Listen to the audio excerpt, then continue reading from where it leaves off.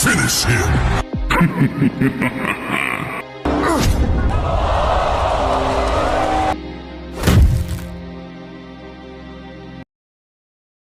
Napalaban sa bansang Amerika ang ating bida na si Mark Bernalds alias Machete sa isang undefeated prospect na American-Mexican na si Cain Sandoval alias Sugar para sa 10 rounds noong title fight. Ginawa ang laban sa California, alaga ni Coach Freddie Roach itong si Sandoval, may record itong 14 wins, 0 loss at 12 ang tinapos via knockout, habang 25 wins, 6 na losses naman ang Pinoy. Nakipagsabayan pa sa Santokan ang Pinoy sa mga unang rounds, pero talagang malakas itong si Sandoval, di kinaya ni Kabayan at tumiklop ito sa bakbakan. Sabay nating panuurin ang highlights ng kanilang laban.